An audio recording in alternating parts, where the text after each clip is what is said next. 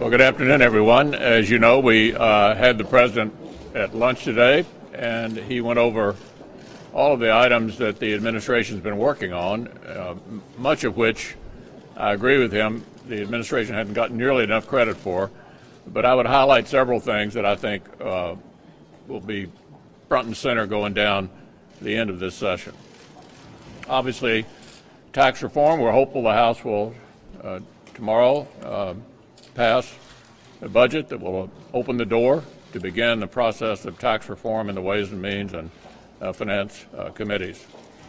We're going to be confirming a number of judges, beginning with a couple of district judges that I filed cloture on yesterday. And the president also talked about his upcoming announcement on opioids. You know, we have a national epidemic of historic proportions. And the administration is correctly seized on this issue as something that's important to the American people. We need to get a handle on this as best we can. And the president will be talking about that. Excuse me. And the president will be talking about that later in the week. Well, as the leader mentioned, one of the big points that the president wanted to cover today is what we can do to help ordinary Americans, middle-income families, improve their economic standing. And that's really what the focus of tax reform is all about. A lot of middle-income families have had a very tough time during the past few years. And if you're trying to save for your kids' college education or put aside some money for retirement or save for a rainy day, it's gotten harder and harder for average American families to be able to do that. So that's why we're focused on tax reform. We're on tax reform because we think it's unacceptable that half of the families in this country say they're living paycheck to paycheck, and that a third of the families in this country are literally one break job away from financial ruin. And so what the tax plan that we're putting forward does is it lowers rates on middle-income families, it doubles the standard deduction, removes a number of Americans from even having tax liability at all by doubling the standard deduction, and also expands the child tax credit. It makes it easier for families to afford the cost of raising children in this country. We think that's a path forward that will help pave a better and a brighter future for middle-income families in this country. We hope that there are Democrats who are going to be available to work with us to pass that kind of tax reform because it's good for American families, it's good for our middle class, it's good for jobs and wages. And those are the types of things that Democrats say they support. If they do, they ought to join hands with us and help us get this tax bill across the finish line.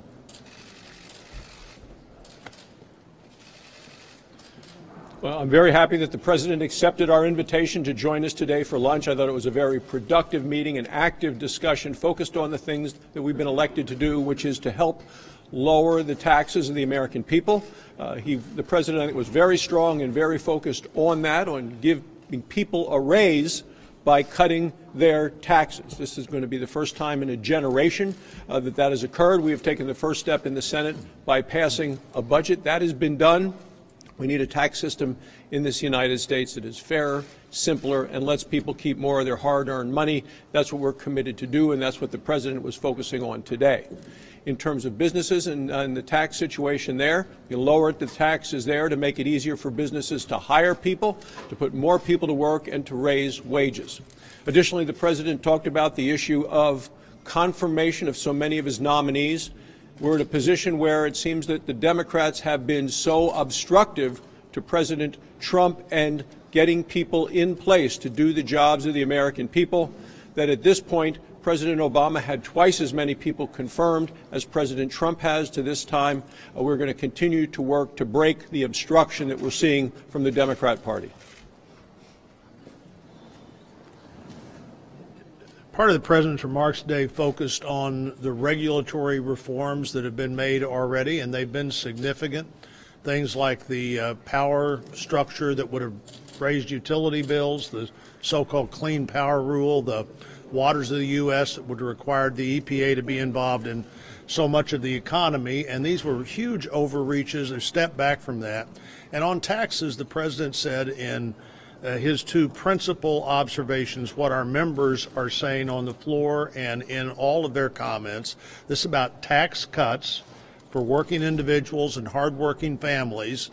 And at the other end of the spectrum, it's about creating opportunities for our country to be more competitive so that the jobs people have are better than the jobs available now. Not very complicated. If we stay with those two principles, we'll see this economy grow. We'll see families and individuals who work hard for a living benefit from it. And that's clearly where the president is and where the Republicans in the Senate are. Over 1.7 million jobs have been created in this country since last November. That's what the president talked about, and I think we witnessed great enthusiasm for tax relief to American families to help make sure that people are able to keep more of their own dollars in their own pockets. 25% of the people in this country don't have emergency access to $100.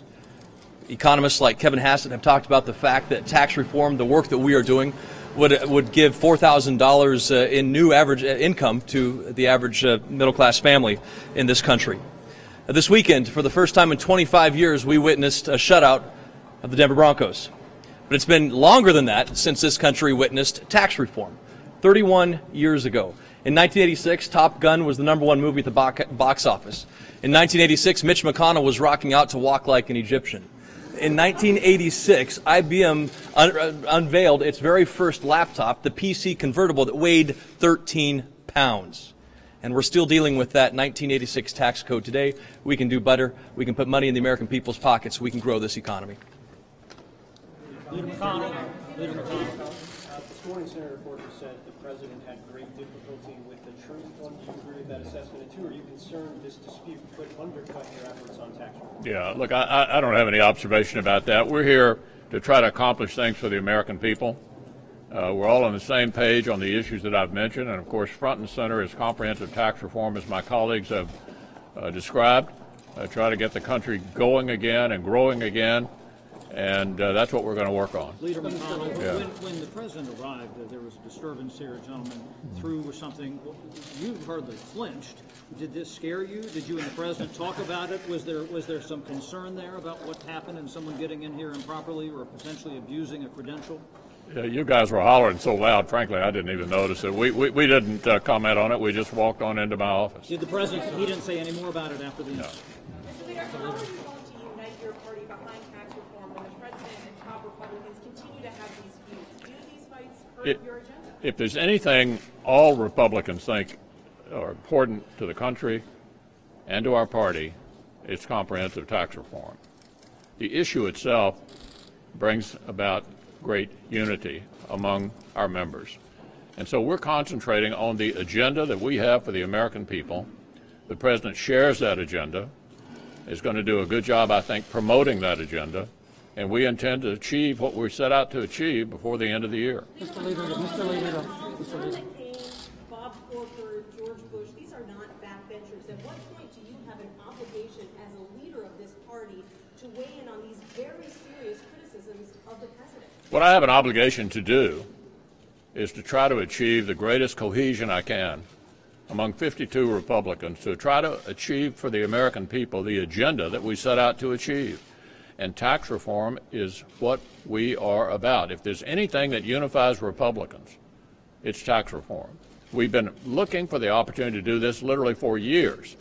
We now have a president who will sign it, who believes in what we're trying to do, and we're going to concentrate on what our agenda is and not any of these other distractions that you all may be interested in. But Mr. Leader, what is driving the day today? Think about it. What is driving the news today? The president's feud with Senator Corker. He's feuded with you. I'll give you the whole list if you like. McCain, Flake, Heller, and I'm missing. Look, I don't know how many times I have to say the same thing. There's a lot of noise out there. We have a First Amendment in this country. Everybody gets to express themselves. But what we're concentrating on is the agenda the American people need. I think there's great cohesion among Republicans of all persuasions to achieve this goal before the end of the year. Thanks a lot. Did the President and Senator Corker clear the air?